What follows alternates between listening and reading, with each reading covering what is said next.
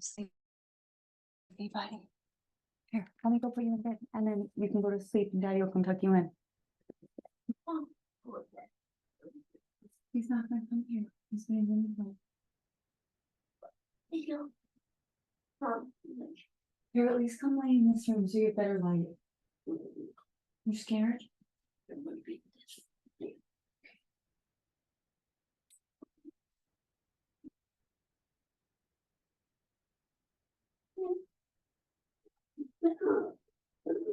Yeah, we're gonna have to figure out something fun to eat when Oliver's over.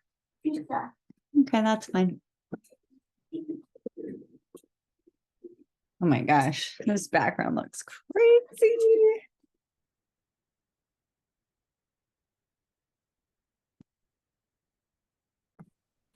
All right, I'm so excited to be here with Jay Dyer, author, comedian, filmmaker, all the things.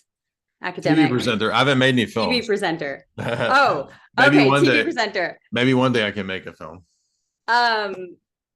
Perfect. Yeah, I guess I was going through today, and you do such deep studies on film, so that's probably where I got confused. And you studied, didn't you study film? Wasn't that part of your? Yeah, somewhat. I mean, my graduate work was British literature and psychological warfare. So, insofar as I was studying British literature and Ian Fleming and James Bond, that I did have several film classes, but I don't have like a film degree. Got it. I think I was listening to one of your interviews where you said that was like part of what you wanted to do. Yeah. It was like actor filming. That's what I wanted to be, yeah, when I was like a teenager. But yeah, as you get older, you know, your desires change, and I ended up going to study philosophy and literature and history, and yeah, then tying that into media and movies and geopolitics. So I cover all of that, and I basically just took all the things that I'm interested in and kind of channeled those into, you know, the channel and the live streams and the Alex Jones show and all that. Got it. I kind of wanted to start sort of from the beginning. So like, I think an introduction into Tavistock culture creation, I think that's kind of like a good emphasis for this group as well, especially as we get deeper and deeper into these agendas. And it seems like, you know, we're in a real culture war, and it seems like often the good guys or whatever, it will seem like they're losing because the propaganda is so thick, and they have like the smartest people on the planet, supposedly creating all of these programs. So I kind of would just love if you could sort of dive into that. Like, what is Tavistock? How did these programs start? And maybe we can sort of start from the beginning there, just to give people like an overview in the event they're not familiar. Yeah, so you have to go back to World War I, and in Britain there was this propaganda outlet called Wellington House, and Wellington House was what they wanted to kind of use as an engine to churn out World War I propaganda. And this included some, you know, high-ranking like Royal Society in the UK elites. They put out a paper called the Bryce Report. One of the people who was involved with that was a British nobility figure named Lord Bryce, I think. And this pictured the Kaiser as this butcher and this guy who was engaged in all these massacres. And this really helped to kick off World War I. That became, it evolved into, after World War I, what we know of as the Tavistock Clinic. And they started by studying the phenomena after World War I of shell shock, where the soldiers were coming back and they had what would later be called PTSD. They were noticing them dissociating, and they really want to understand how the mind works and what causes this. And this eventually evolves into the Rockefellers giving a grant, as well as other very wealthy people, bringing in people like Carl Jung, bringing in people like Freud, all of whom have varying degrees of connections and associations with Tavistock. They bring in certain social theorists, sociologists, Kurt Lewin, Dr. John Rawlings Rees, and they begin to really experiment with perfecting and steering human psychology in a weaponizable way. They don't just weaponize psychology and sociology for warfare. They also begin to be contracted out to produce research and information for corporations. Governments ask that. So eventually they become the premier psychological warfare outlet in the world. They're not the only one. There's other groups and places in the U.S. that are kind of analogs to it. Some of the people from Tavistock, the famous luminaries, would also come over to the U.S., lecture in a lot of universities. They set up basically a Tavistock style thing at the University of Michigan in the U.S., which would focus on social engineering. There's a lot of prominent, basically it's a bunch of really nerdy people with psychiatry and psychology degrees, right? Like people teaching at the local universities. My light just burned out, so you're gonna have to get used to me in this sort of weird underwater dishwater look here. So Tavistock by the time of World War II is really progressing and turning into, like I said, the world's sort of premier think tank on weaponizing social interactions and mastering the human domain for control. So they begin to work with people from the Frankfurt School. And if you don't know what Frankfurt School is, this is a lot of Marxists who were disenchanted with Stalinism. And so they started a school of Marxism in Germany that would be dedicated to what they call culture critique and culture war. And some of them were kind of Nietzschean. Some of them were more interested in basically tearing down Western civilization. They wrote about this. They put out a book called the name of it escapes me, but it has to do with the psychology of the family and how the family is a patriarchal fascist structure. So basically the idea was that if you wanted to take down Western civilization, according to their book, you could do that through basically getting rid of the family, because the family is the fundamental patriarchal so-called fascist institution, and thus the rest of the civilization would fall and make it primed for world revolution in whatever form. So they're Marxists who are a little different from the Stalinists. They thought Stalin was too bourgeois and too centralized. They wanted more of a Trotskyite, more of a classic Marxist revolutionary ethos. They're actually also hired by the OSS and the CIA. The Frankfurt School is. They're brought over to the West, to the U.S. The OSS is the predecessor to the CIA. Bertrand Russell, the Rockefellers, they foster and enable the Frankfurt School guys to come over and create culture war for the U.S. establishment to attack through culture anything that was reminiscent of tradition, reminiscent of holistic things, family, basically what we think of as wholesome. And this is what begins the idea of toxic culture, where you can really promote and push toxic culture. They weren't the first, actually. Some of the first, if you read the Milner Fabian book, which is really good, the Fabian socialists in the 1890s were already pushing a lot of weird, degenerate art as what they called culture war. But it didn't really pick up until post Frankfurt School and post Tavistock. So the reason I mentioned Frankfurt School is that there was a lot of same people. So people from Frankfurt School were the same people working in the Tavistock Institute, the Tavistock Clinic. So this is why, just as one example, Tavistock is one of the main entities that has pushed the trans agenda for the last 5 or 6 years. I mean, they're publicly at the forefront of it for the global trans agenda. And like I said, like they will put out the studies that tell, the Fortune 100, how do we, push this? How do we implement this, right? Governments want to integrate this kind of stuff. So I've been talking for a long time, but so that's kind of the basic rundown of the history of Tavistock. And they have a lot of specialists. They have a lot of people that focus on like trans agenda, or people that focus on how to get people into groupthink. Groupthink's actually a Tavistock created thing. So is that... Yeah, that was really good. So it kind of all ties together. All of that is a part of breaking apart the family, breaking apart society, destroying reality as we know it, right? Like it's all sort of connected. Oh, yeah. And so those are the agendas we're seeing play out right now. Like the trans agenda, I think, is like the one that's most glaring right now, and the one that seems like so backwards. BLM, another one. So the Tavistock Institute is kind of at the forefront of all of these all of these problems we're having in society are being pushed They're by in us. the background as like one of the chief sort of like strategizers of this stuff. So how culture got weaponized is, I think you could say Tavistock's at the forefront of that. And the way they learned and figured out how to do that was through the earlier work that they did for wartime stuff.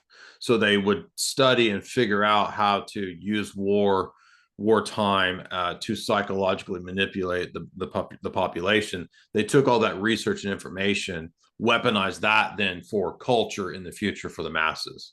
So basically, wartime is a great test bed, not just for winning a war, trying to you get the upper hand or change the mind of the enemy. It's also a great test tube for research and development for future social control.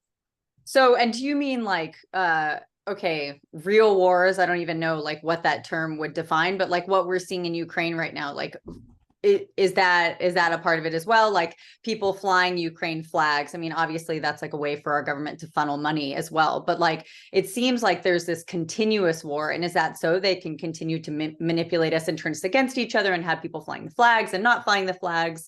Oh Is yeah, that oh absolutely. Yeah, I mean, what I'm saying is like go back to World War One. That's formative for Tavistock, figuring out a lot of things that, for example, would eventually evolve into stuff like MK Ultra, right? So the studies into shell shock and trauma, stress, trauma research, that can be studied and then magnified on a mass scale to the population. So, for example, mass scale terror events can have the same effect that what you studied an individual's trauma being like, right? So it's you can take a trauma-based mind control from an individual and apply it to the society as a whole, and you can expect the same reactions and results as what you would get from an individual. So if an individual, for example, undergoes some traumatic event, they might have a period where they're post-trauma, they're catatonic, they don't feel anything, then they kind of adapt to the trauma. And what Tavistock did in some of the research, for example, was figure out how to not just induce trauma, but also condition and control the response.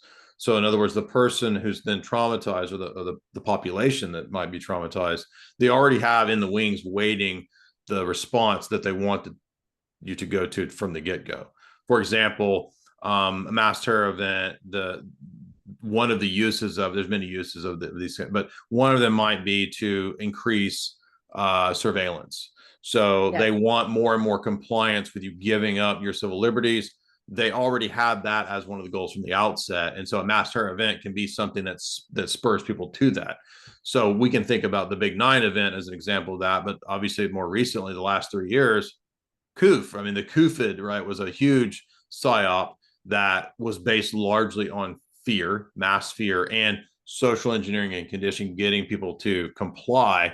I think that was the real purpose of the last 3 years was mass compliance. Wasn't even Yeah. really, it wasn't even necessary. I mean, it might be a large population reduction depending upon how, toxic the stabbies end up actually being, which I don't guess we know that yet. But even though it has been very toxic so far, I mean, we don't know how many people that's going to kill in the next 5 or 10 years. But even apart from all that, one of the clear purposes was to train people. Entrainment that's actually, I think, a Tavistock term, entrainment. So for me, that's something I think about a lot because I think about like the people who see it and the people who don't see it. Like, why is it so clear to some people, like what the fuck is going on? Like from the gate, right? They're like, this is obviously a plan. This is obviously a psyop. Like what is happening? And the people who don't see it, and I think a lot about like the CIA and the movies we're programmed to believe, and all of these like little pieces of information that are embedded in our brains. Can you speak to that a little bit, like how the CIA infiltrated Hollywood and how they've kind of been priming people for events like this? Like even, I mean, I don't know if there are any like specific movies, but just like making us scared of disease, all of the programming we receive from all of these places to prime us for something. Yeah, I think in every major conflict period in the 20th century, you can look to movies as a major engine of propaganda. I mean, in the 1920s, they were really ramping up a lot of war propaganda through Howard Hughes movies. He was kind of the big director, Hollywood man of that time, as well as the studios themselves participating even in churning out, propaganda reels and that kind of stuff. And then as you get up into World War II and the Cold War, a lot of the major studios were working already hand in hand with the OSS and the CIA. The CIA was consulting on alien movies back in the 50s and 60s. They were consulting on movies that related to the Cold War, ramping up the communist threat. It's literally like it's always been there. Various intelligence, not just the CIA, but various intelligence agencies and foreign governments as well. The FBI has had a role in consulting on movies, Pentagon, the whole deep state, basically. Maybe even Ben Affleck is in it. And there's a famous interview, I think it's on the Guardian or the Telegraph a few years ago, where he says, well, CIA and Hollywood are basically flip sides of the same coin. So, you've got A-list Hollywood people basically saying this. I kind of stumbled upon that field accidentally through my interest in geopolitics and conspiracy and movies. I didn't ever think, in my 20s when I was going to college and grad school, that there would be a connection between these two domains. But in fact, as Ben Affleck says, they're flip sides of the same coin. Think about the movie Pearl Harbor. Speaking of Ben Affleck, we did a podcast on Ben Affleck movies, and Pearl Harbor comes out, I think, 6 months before the 9/11 event. If you read the PNAC document from the neocons, they said, again, 6 8 months, maybe a year before 9/11, they said we need a Pearl Harbor style event. Then we get this movie coming out. It's the big summer blockbuster with Kate Beckinsale, Josh Hartnett, Ben Affleck, recalling to the American mind and to the American psyche the tragic events of Pearl Harbor. 6 months later, we get our new Pearl Harbor with the Big 9 event. Prior to the 9/11 event, we also had a lot of movies that were hyping up Islamic terror. So if you go back to the 80s, there's very few major films or blockbusters that had any kind of Islamic terror narrative. There were Islamic terrorists supposedly throughout all these ages, right? But it wasn't as a chosen Hollywood villain to prepare us for until it was necessary or useful to the establishment to do that. And I think that when we later, after 9/11, it actually came out that they started telling us who the actual consultants between the Pentagon and the CIA and Hollywood were. So we started knowing about these figures like Chase Brandon and Milt Bearden, the actual consultants. I'm not saying that they organized all this 9/11 stuff. I have no idea, but there's always been this close connection between screenwriters and producers and the theater and people in the spy world. And so I think that it's just kind of, number one, it's a natural relation between these two, because a lot of people who are in the spy world, when they're done working in government or whatever, then they have stories they want to tell. So they go to Hollywood. What better place than to write a novel or to go to Hollywood? So partly it's just that kind of natural relationship, but also there is this deeper aspect of programming, propaganda. That all came out in declassified documents from a couple of years ago. It's like the first page of my second book, and it was FOIA request for all the movies that the Pentagon and the CIA had put propaganda intentionally into, and it was like thousands, at least hundreds of movies and TV shows, for the last several decades, even down to things like Cupcake Wars, that stupid TV show. The military was paying for pro-military propaganda in Cupcake Wars. So it functions at a lot of levels beyond just recruitment propaganda or targeting the enemies of America, supposedly, or whatever. It can also get into very specific things, I think, like perhaps even preparing people for the idea of 9/11.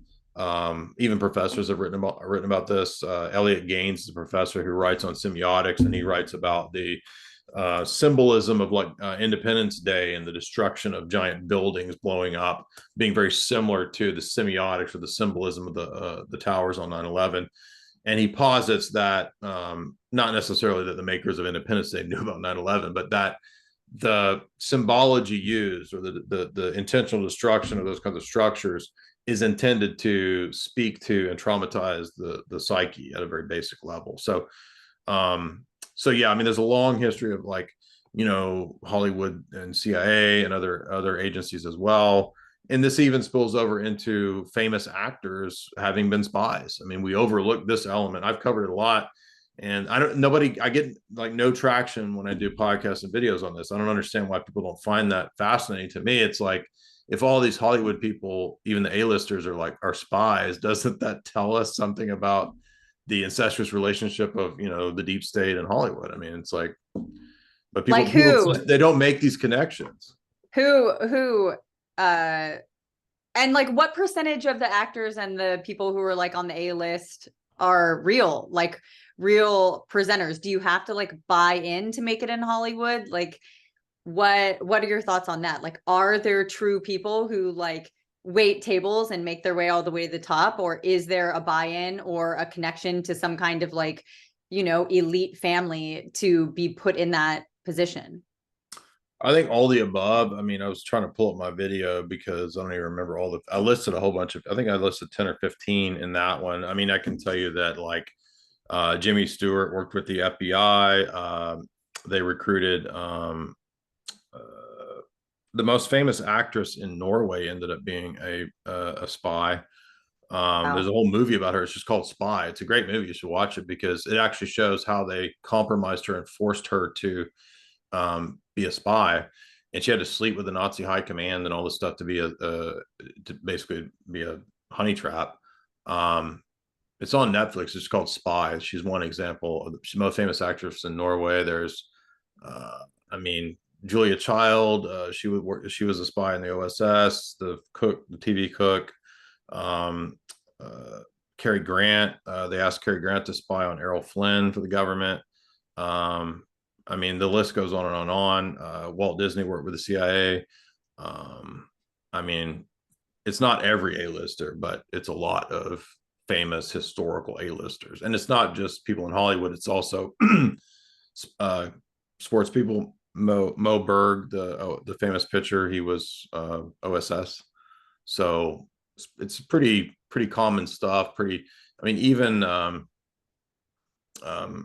Audrey Hepburn spied for the resistance against the Nazis. So I mean, there's just tons of examples of this, and everybody knows that Coco Chanel famously was a Nazi spy. I mean, there's just like on and on and on. Like more and more of this comes out over time, too. By the way. Do you think, like, speaking of stuff coming out, do you think we are living in a period where like the information is being trickled out, like what's really going on? Or do you think it's just like more propaganda? Because I think, from where I'm sitting, I'm seeing like some of the stuff that I believe to be true suddenly feels like it's mainstream, where it felt like 5 years ago, there's no way it would have been mainstream. So from your perspective, are there truths that are being revealed? Or is it like, it's just more of a story? It's like so hard right now because I feel like I'm in like a cyclone and there's like so many different things spinning out. It's hard not to sort of unplug or retreat. But I would love to know what you think about that. If you I think think that there there's is like like, a avalanche of information, which makes it hard at times to decipher, accuracy and truth from falsehood. But I don't think that means that that we're not getting accurate pictures of what's going on. I mean, if we weren't getting accurate pictures of what's really going on in the last several years, then why would they have such a push for clampdown and such a push for the crack? I mean, the whole thing with saying that Trump got elected because there were tiny ads on Facebook, that's still, and because of Russia supposedly being behind this, that's still the justification for all the censorship that is still in place on all the big tech platforms. So they wouldn't be having to do all of this and try to shut everybody down and every day calling for some kind of new kind of censorship and danger and threat. They wouldn't be doing all this if there wasn't real information getting out and people weren't connecting the dots. Now, I'm not saying that I put all my eggs in the Trump basket. I'm just saying that the Trump phenomenon was an example of them saying, oh, this is the excuse that we have for the FBI and the deep state to collude with Twitter to shut everything down and to deboost everybody and shadow ban everybody and kick everybody off. And it was the same thing going on. That same thing is going on with all the big tech platforms, which started, basically deleting everybody in 2015, 2016. So the excuse was Russiagate, Trump, and ads on Facebook. That's still in place. And the basis for it was Trump's a Russian agent because of the Steele dossier and P-gate, all of which is now false. So, but it doesn't matter because all they needed was the pretext of this excuse to put into place all this nonsense and all this crackdown. which is still there. You know what I mean? Yeah, it seems like they continuously use Trump whenever they want like a great distraction because they know everyone's going to go crazy on both sides, right? Like, and I mean, I don't know. It's interesting. I've been thinking a lot about cult behavior and heroes and blind spots, and it seems like Trump is that figure on one side, everybody just hates him. On the other side, people like really love him, and it seems like they use him intentionally to distract people. Like even like the latest thing with him, you know, like all the indictments. I'm like, oh, no one's talking about the fact that Maui just got like set on fire, you know? Yeah, it's a great distraction and an excuse and all the above. And I would, yeah, I just did a podcast that went really deep on the integrity leaks and how they were saying the British government, their documents got leaked about how they were going to crack down on everybody and use all this Trump stuff as an excuse.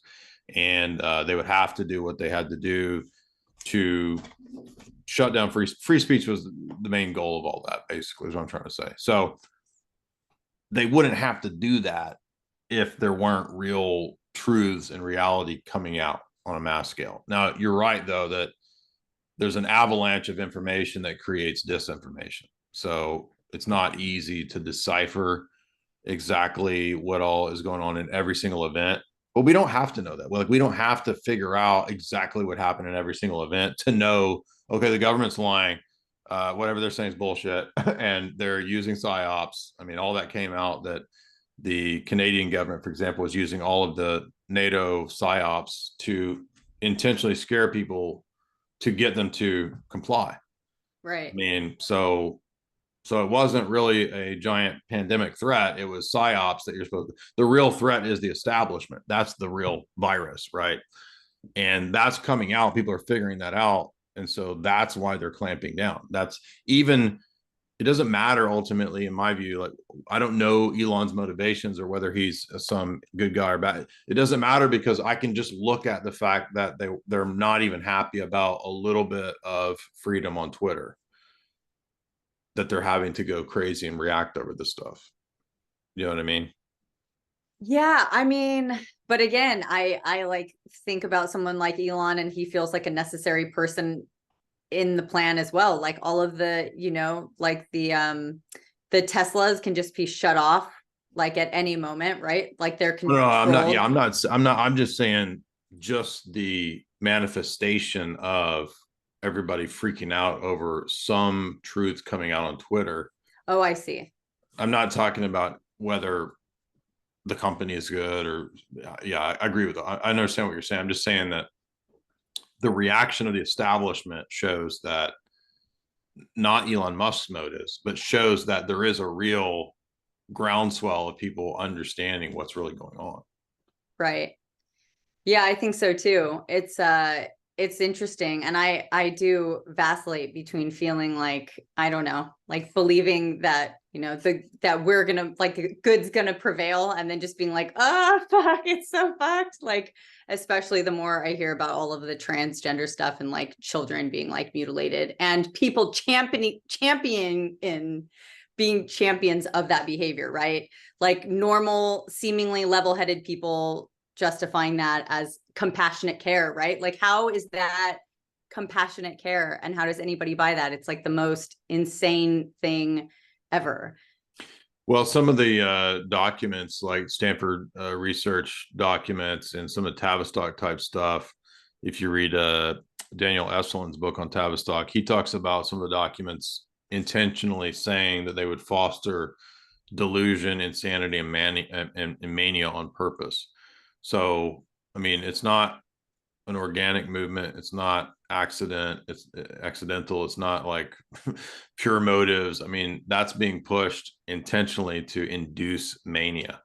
And I think a lot of people can't accept that, right? They think that it's just this, oh, there's just crazy people out there and they're just, trying to push something on me and my kids. No, it's an intentional strategy. And until people figure that out, like that's the next level that people haven't figured out, that no, this is an intentional warfare strategy. It's not organic groups just trying to, there are people at the ground level who are organic groups trying to, push their weird perversions and their mental illness, but they're useful from they're used, and they're very useful to very Machiavellian psychopathic social engineers. I I But wanted I don't think we what have to be like black pilled, because I mean we were never going to be fixed by the government or anything like that. I know you're not saying that, but I'm saying there's no reason to be black pilled, because I mean that kind of a thing can't run. You can't have well, insane yeah. purple haired justice people running the water plant and running the airlines. It's all going to just shut down when all of these tards try to run it. They can't run it. I totally agree. I guess I just think about what's happening in the interim and like all of these kids that are being subjected to Oh, their I understand. You're right. I know. retarded parents, like I just look at it and I'm like it's so weird to think that there are laws against child abuse on like a very basic level, right? Like you No. can't beat the shit out of your kid, but you can inject them with poison and you can like You can cut their mutilate them, breasts but you off. You can't can beat them. mutilate them. Yeah, you can remove their I mean, it's so beyond me. And it's so crazy that anybody who stands against that gets called a transphobe. That's like I mean, I've been called a transphobe so many times and I'm like, no, I just think like maybe don't mutilate kids. They're like, you're a transphobe. It's crazy. Well, people that say that need to explain on what basis. Let's say that let's say I am that. Well, you need to explain on what basis that's wrong. Like, on what basis is anything right or wrong? 99.9% of people can't even tell you why something is right or wrong. I mean, you have to be consistent with it from a philosophical perspective. You can't just say, well, because I don't like it. Yeah, but that doesn't make it wrong. I mean, that's pure subjectivism. That's relativism. So, I mean, there's all these like weird philosophical delusions that underlie the delusion of that kind of stuff. Because if you think about it, to be able to say that I can identify as whatever I want to be in my head, despite what's actually really the case in reality, that's a form of delusion rooted in a deeper delusion of the acceptance of relativism. I don't know. Do you know what I mean by that? yeah. Yeah. The idea that there's not actually anything true. It's all purely whatever you subjectively want it to be. And so the delusion of relativism, I think, that's my theory, underlies the delusion of that I can say I'm a woman if I mutilate myself and be that.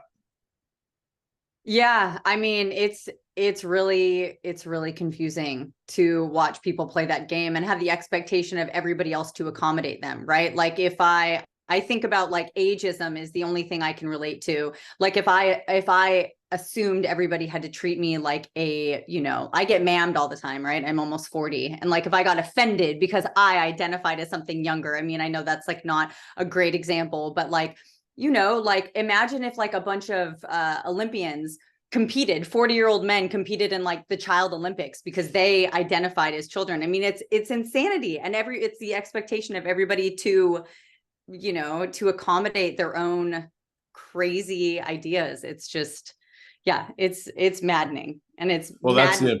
the unfortunate thing is that humans can be engineered to believe delusions and mania. And that's why Bertrand Russell says in Impact of Science on Society that in the future technocratic dictatorship, the super state, they will convince people that 2 + 2 is 5 and they'll believe it. Oh yeah, they're already He doing. said that would happen. Yeah, I actually was speaking with somebody the other day and he was telling me that like you can't really prove 1 + 1 is 2, and I've like seen the news articles. They're like, you can't really prove it. You can't really prove it. And I'm like, Well, they're even saying that no, they're saying that math is a colonial patriarchal oppression, that it's racist. yeah, I saw that too. Math is racist. Logic is racist too. I know. Yeah, they are convincing people that like reality doesn't exist, but that goes back to breaking apart the fabric of society, right? Like if there's no way to identify anything and there's no like structure to anything, then it's just like this mayhem and you can just choose.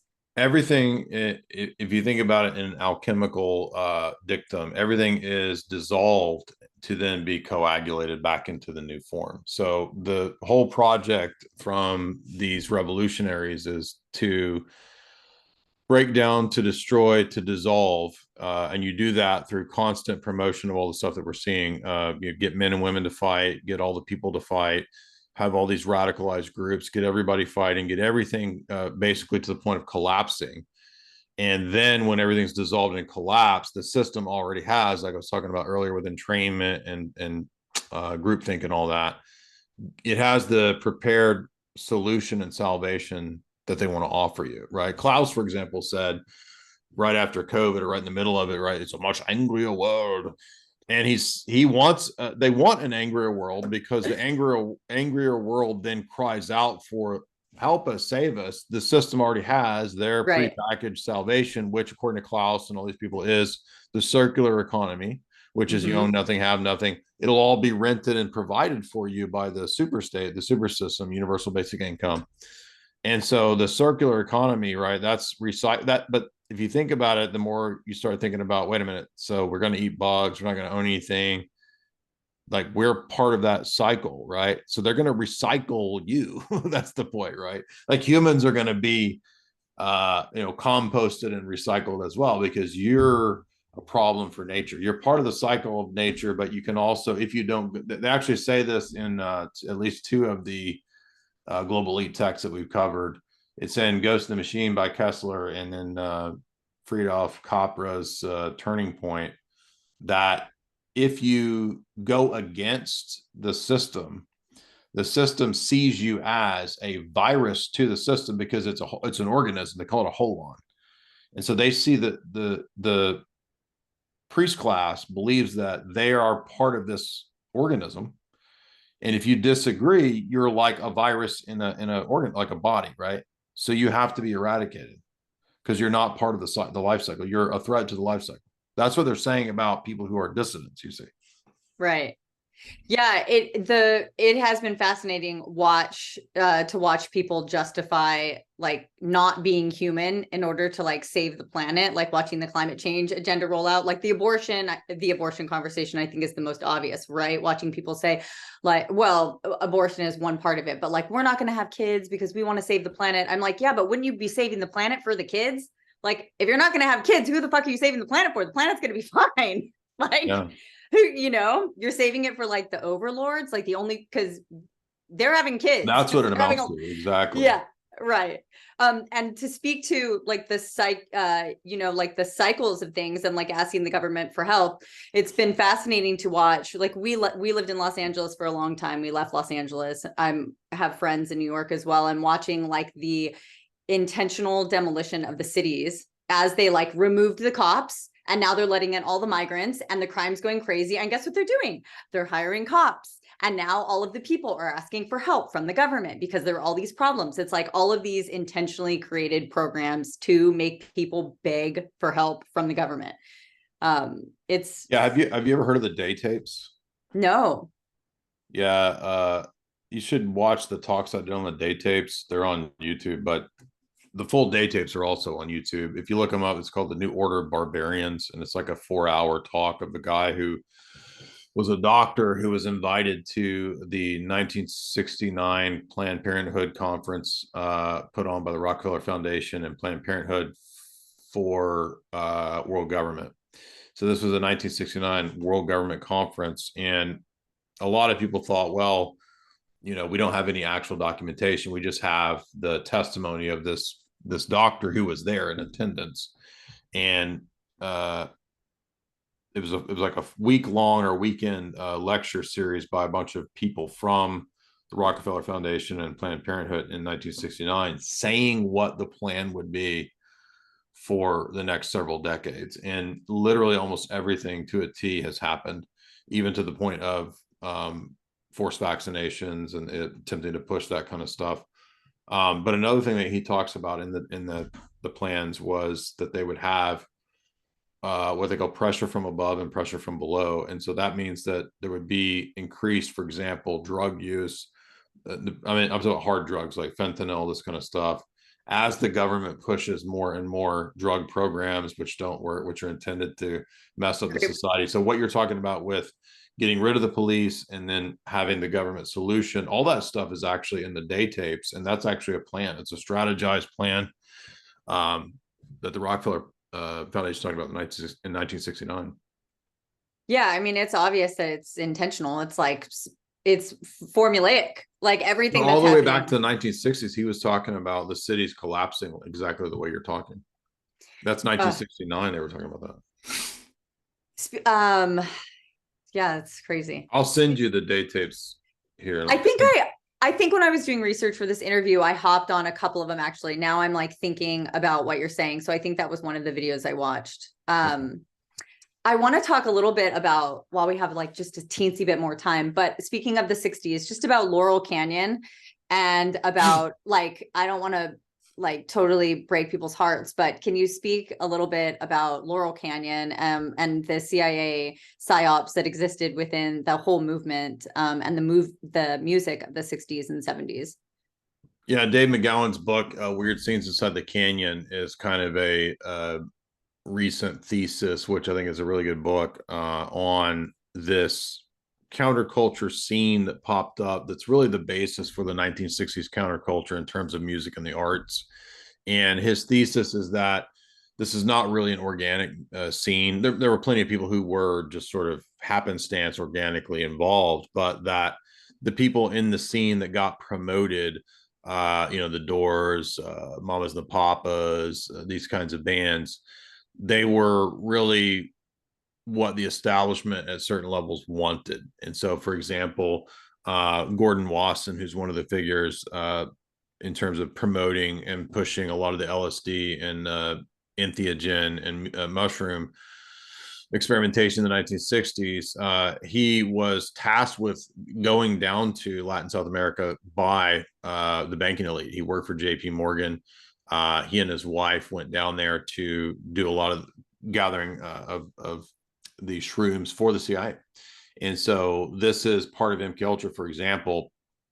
And Time Life magazine, which is run by, what was run by, started by Henry Luce, who was Skull and Bones, so OSS, put Gordon Wasson on the front of Time Life magazine to promote supposedly what the establishment was opposed to, the 60s counterculture. Many of the bands, I think he talks about them being signed to Columbia, like the Doors and other, supposedly anti-establishment bands. They were actually pushed by the biggest record companies. Now you can say, oh, well, they just wanted to make money. Well, they weren't just pushed by the record companies. They also pushed by like AM radio.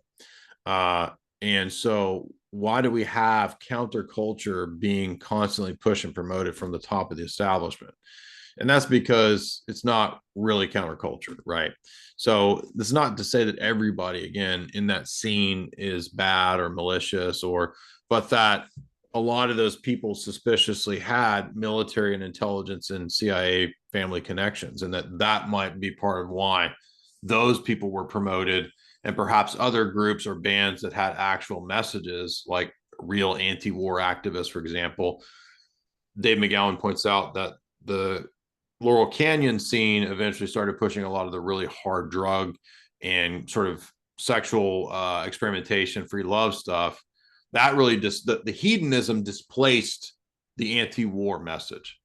And so he theorizes that the CIA and Tim Leary and these people basically understood that they could steer the message away from real issues and it just into hedonism, and it would either dissolve or it could just be another tool of culture creation, and initiation, which actually I think that's the direction that went in. I think Leary and Huxley and all these, they actually talk about initiating everybody on a mass scale through, a lot of drug use. We see this today with Burning Man and that kind of stuff. I'm not knocking people to go to Burning. I'm just saying I think that's the establishment's.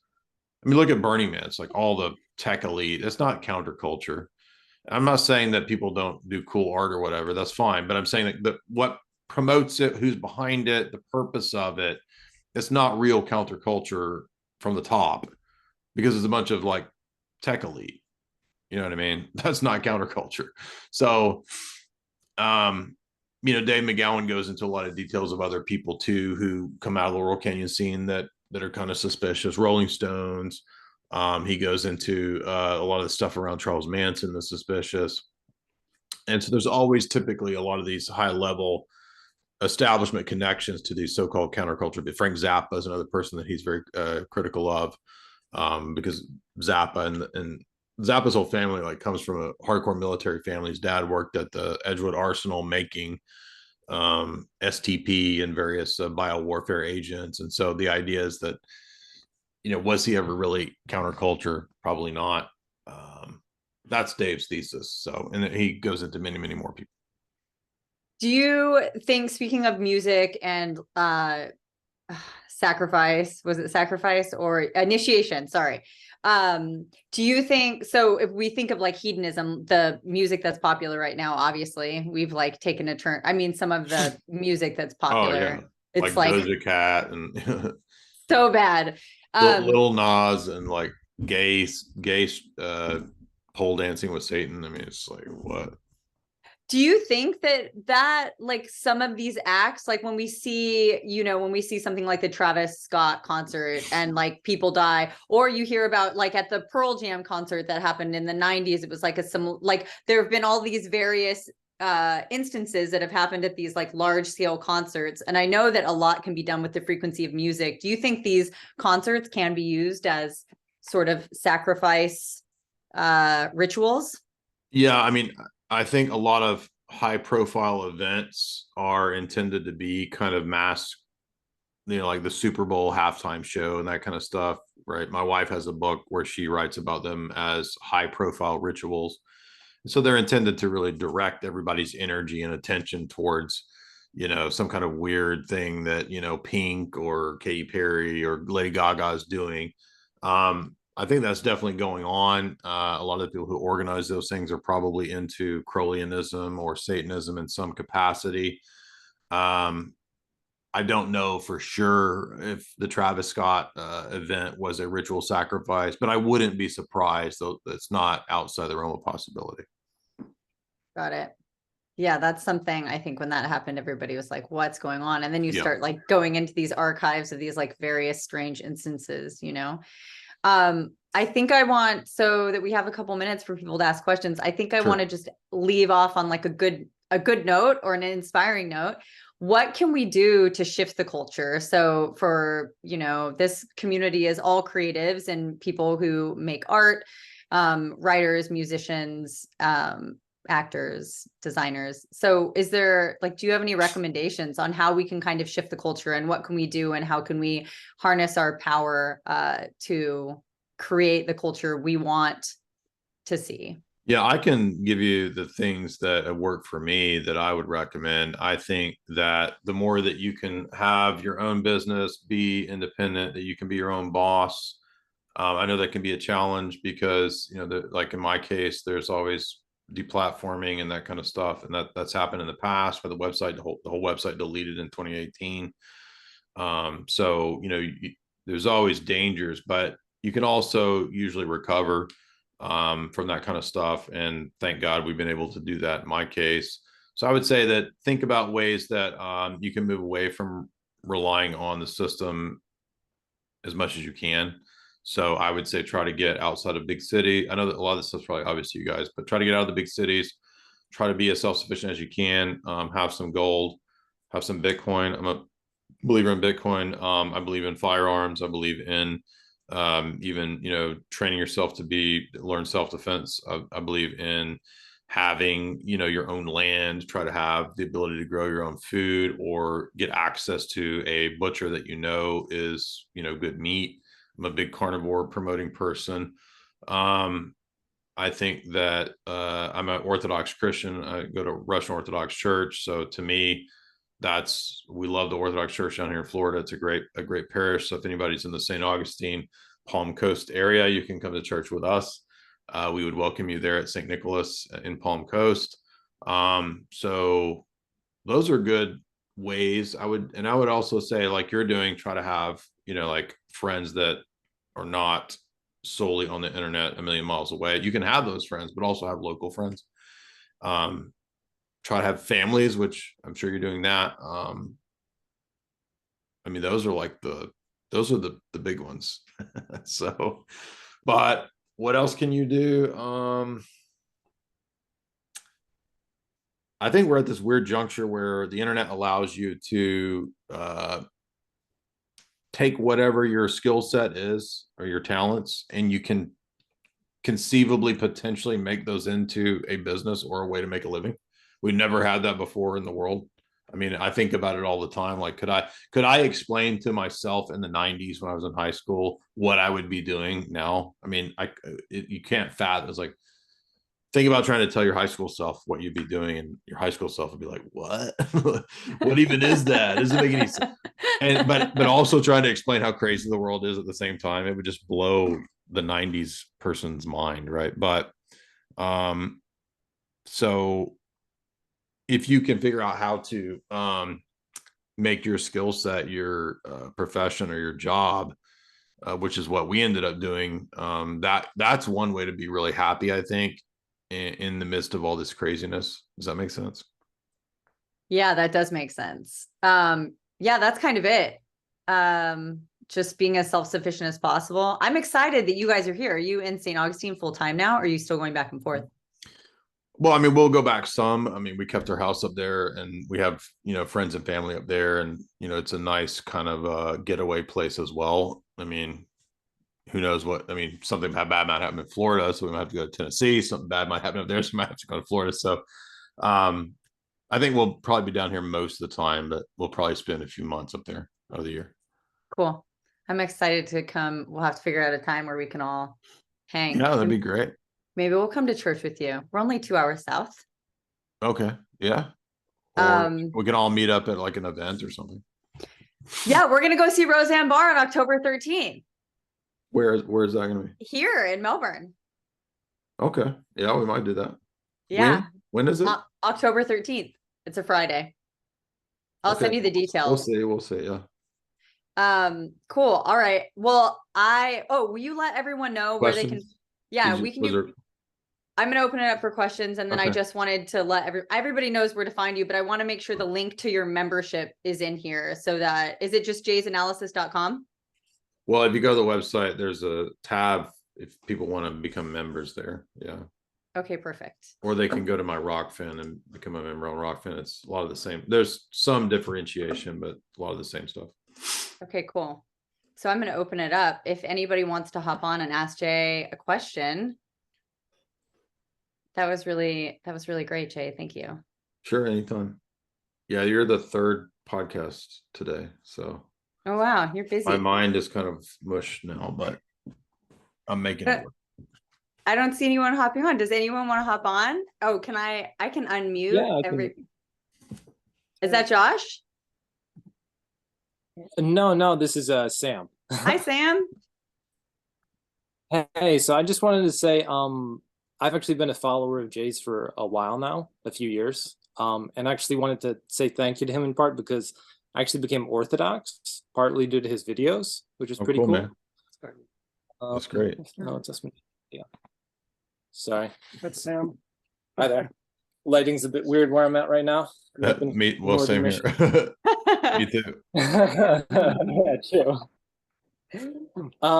But so something that I wanted to sort of talk about to get your thoughts on, because I think it's helpful and it's been really helpful for me, is that I've sort of thought of these intelligence agencies and these roundtable groups as basically what they do is, I view it as they manufacture worldviews, or they manufacture like epistemic lenses, basically. And so something that's been really helpful to me is sort of diving deeper into philosophy, things like Hegel, things like Heidegger, Hamann, because I've realized that having a basic understanding of epistemology and philosophy is incredibly important, because basically these roundtable groups, these think tanks, they manufacture worldview in such a way that you're literally only capable of looking at the world through the lens that they want you to look at. Perception management. Kisner talks about perception management. Exactly. Yeah. I didn't mean to cut you off. Basically, No, it's fine. So basically, they control the very way that you understand the world. And so even if you think that you are sort of breaking through, in so many ways, they control the very theory of knowledge through which you view the world. And so something that has been really helpful to me is sort of diving deeper into epistemology, theories of knowledge, metaphysics. something that comes to mind is Sarah from Rose talked a lot about the fact that there were certain monasteries that were educating people in Russia on Western philosophy. And it was due to the fact that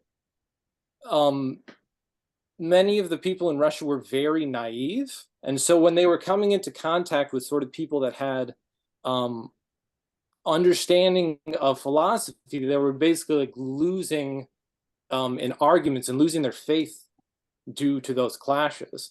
And so I was wondering if you could speak a bit about the importance, not that necessarily everybody has to be like a profound philosopher and, you know, have this deep knowledge of Hegel or something like that, but I was wondering if you could speak on the importance of having sort of basic philosophical knowledge as a defense against sort of what these think tank groups do.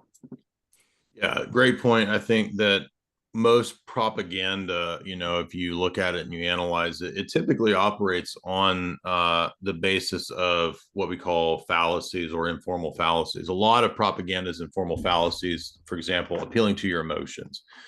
And while there's definitely a place for emotions, the appeal to emotions is a fallacy. And so if I'm seeing something about a war scenario and it wants to get me to, you know, side with, you know, so-and-so in some war, and they're sending images to me of oh, look at the poor child, the dusty boy in Syria, if you remember that one, right? That's an appeal to my emotions to get a reaction from me that's intended to shut down my critical thinking apparatus. So you're absolutely right that what knowing some basic philosophy does, and like you said, you don't have to master Hegel and you don't have to master Aristotle. It helps to just kind of know some of the basics, because that will basically insulate you from being susceptible to a lot of this kind of stuff. Other questions, when I was saying, making some points earlier about, you know, like relativism and sophistry and that kind of stuff, that would also speak to what you're pointing out there, because if I know the basic principles of what it means to have a consistent argument, to be logical, to be coherent, then I'm not going to accept contradictions. I'm not going to accept things that are not possible. I would know that it's a contradiction to say that because I want to be a woman, I'm therefore a woman. That doesn't follow. It's a non sequitur. Because I mutilate myself, I therefore become something like a woman. It's just factually, ontologically, metaphysically not possible to do that. And so understanding those kinds of structures in the world, those kinds of boundaries, which are good. Okay, not every boundary is bad. There's this thought process and a lot of modernity, a lot of counterculture that I'm going to break down all the boundaries, dude. Some boundaries are good. It's not wrong to have boundaries. I want boundaries between me and the neighbors that live next to me. I want boundaries between me and people coming in the bathroom when I'm using I want boundaries. They're good. Boundaries between men and women are good. There's nothing wrong with that. So there's this weird assumption that boundaries are some kind of like oppressive imposition, and they're not. They might be, but just in themselves they're not. So maybe I'm rambling, but I think you're making a great point, which is that we would avoid a lot of problems if people had some basic education in some of these topics. It doesn't ensure or necessitate that everybody will operate virtuously with that knowledge. You can learn philosophy and be evil. You know, you can be a cunning, evil genius and know all about the philosophers, but most people are not malicious. Most people are not bad-willed. And so having a basic foundation in these topics, which is actually what the school system used to do. I mean, it used to actually give you some knowledge of these topics. I mean, even if you got a liberal arts education in university, there used to be things like debate club, or there used to be professional Lincoln Douglas debates that you would do in high school or college. That's all intentionally being removed because they don't want people engaging in discourse that's based around the notions of objective truth and falsehood, laws of logic, et cetera, right? So that's all part of the social engineering in the academic world. But yeah, I think you're absolutely right that it would only benefit you to have some knowledge of these kind of basic principles. Cool, thank you. And once again, thanks again, because your videos on orthodoxy were really helpful when I was a catechumen. So thank you. Oh, awesome, man. Thank you. Glad to hear that. Many years. Thanks, Sam. Does anyone else want to ask a question? Hi, Mia. Hi, Jamie. Hi, Jay. Hey, what's up? See you guys. How's it going?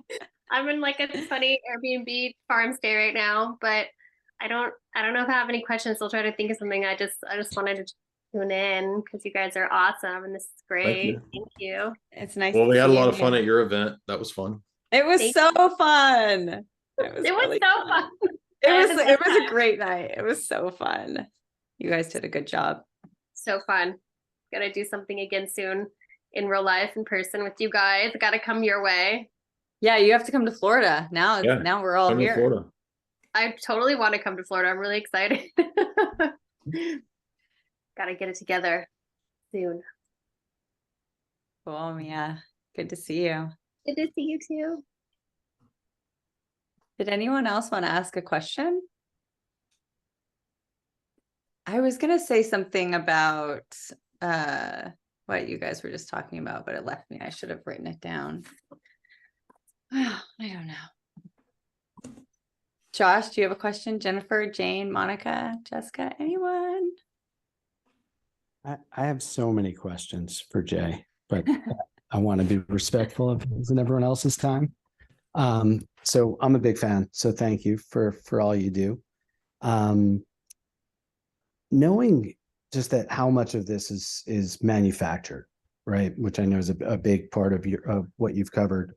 How much of what we absorb just in the not just through entertainment, but the whole public conversation is organic versus a manufactured dialectic.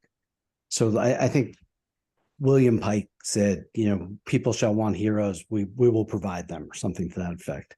So the character like Trump and Elon and all these people and some of the COVID heroes, how many of these people are actors versus true heroes? And how much of it is just to get a rise out of all of us, however we feel about them? I hate to I mean, I'm not avoiding your question, but it's just like I get asked that a lot, and I view it like that's not something I even have access to. I mean, like I don't know these people's motivations and their interior dispositions, and I'm not saying that we can't have healthy skepticism about these people or have reservations about these people, but I mean, at the end of the day, I don't really care. I don't really know what Elon's motivations are. I can have a healthy skepticism about Elon or any of these people. And I can look at Elon and say, well, whatever he's up to, like, it's a bellwether for how people are waking up. Now, there is the danger that people always want to have a new hero that they'll put invest their trust in, and that person then can lead them into some, down the primrose path or whatever, the Pied Piper type of thing, right? I mean, that's why I kind of checked out of politics a long time ago. I'm not saying that you can't be involved in politics. I find analyzing geopolitics a lot more interesting than like being involved in politics, but because it just seems to be kind of a futile effort, and I mean, it's not what it pretends to be. And so I wish I had a better answer, but I mean, I just feel like I don't know. I don't have access to it. And I kind of checked out of worrying about who's an operative, who's disinfo, and because I think that you can get really caught up in that. But for me, I'd rather work through the books and texts that I want to work through, lecture through those, rather than sitting around worrying about, like who's disinfo and who's not. Right on. I mean, I'm not trying to dismiss your question, but no. And I certainly didn't take it that way. And it just feels like at the end of the day, it's like, I don't know. And what am I going to do? Expose Elon if I decide? No. I mean, it's not going to do anything. You know what I mean? Yeah, totally. And by the way, I loathe politics, for the record. It was more from a place of you're reading books. Which authors are you trusting? Which ones aren't you? So there's a fire hose pointed in every direction. I see what you're saying. Some of us are trying to drink from it, and others aren't. Right. So yeah, I think when it comes to trying to decipher, yeah, like what books are reliable and which ones aren't, I think after doing it for a long time, you kind of get a sense for, everybody in the domain of like geopolitics and that kind of stuff. Everybody's going to have a piece of the picture. Nobody's going to have every detail. But But I think, you know, if you've well, that's one of the reasons I took the approach of saying, well, I'm going to read, you know, these 50, 60 establishment texts to see what they say. And that way I don't have to rely on the testimony of a conspiracy theorist. I can go to the primary source documents. I know what they say. So then when I read other people who oppose that worldview, like, you know, the Ratu Milner Fabian book, I mean, this book basically aligns with all the stuff that Quigley talked about. And Quigley was an apologist for the establishment. So I know his book is accurate because I've read the establishment books, and he's basically summarizing and pulling together pieces from other establishment books that I haven't read yet. So that's an example of, you know, why I would accept him as, and I don't know that guy. I'm just saying that reading his book, I can tell it's like legit information. I think after you do this stuff for a while, you can kind of put people in different bins and different categories. Like I mentioned to Jamie a minute ago, the day tapes. You could say the day tapes are kind of in that category of, this is somebody's claims and testimony of having been at a meeting. That's not as strong of a piece of evidence or attestation as reading Carroll Quigley himself, who's a member of the establishment defending their positions. So I can have this kind of like in the possibility bin, right, with the day tapes, and I'm listening to him talk about things that would happen in the next 10 years, or excuse me, the next 50 years. They all come to be, they all come about. So to me, that says, okay, he was probably pretty, that probably really happened because all that shit happened, right? You see what I'm saying? Like I kind of have like in my mind, like a general classification tier of global elite texts from their own words, books that analyze them and source them, people who have, you know, in tiers, people who have claims, but we can't verify it, but they've come true, right? I mean, like another example, like the day tapes would be the Silent Weapons for Quiet Wars document. We don't know the original provenance and pedigree of that document. It claims to have been found in a copy machine from Raytheon or Boeing or whatever. And to me, it looks like a real establishment document. Do I know 100% for sure if it is? No, but it basically lays out the way they operate and what the system wants to promote. So to me, I would vote that's very likely a legitimate document. Helpful to understand your process. Thank you. Yeah, good question. I thought of a question if nobody else has a question. I'm just curious, what do you think about Project Looking Glass, Jay? Do you know about that? I would say like kind of in relation to like, you know, something like The Simpsons, where I thought about it a lot. And remind me what Looking Glass is.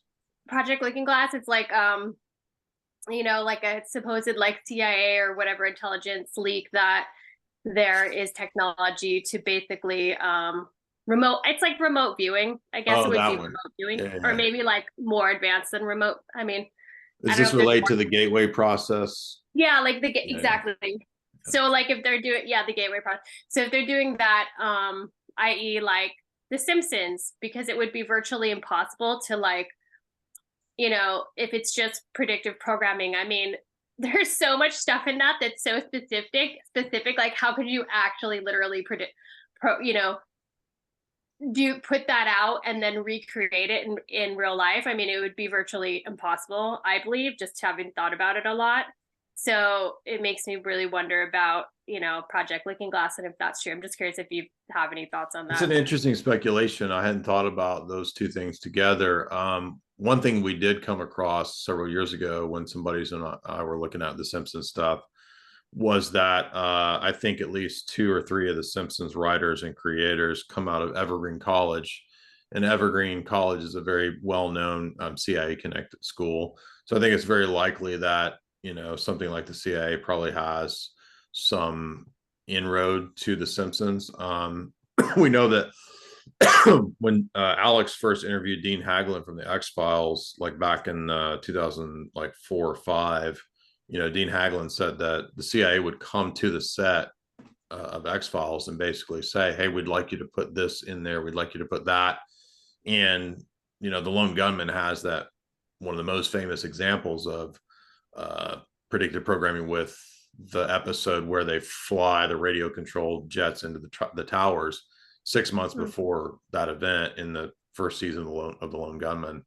So my theory would just be that probably something more practical like that, but could be more woo-woo out there stuff like you're saying. I don't know. Yeah, I mean, totally. I'm not discounting it. I'm just saying that my guess would be that there's people who coordinate.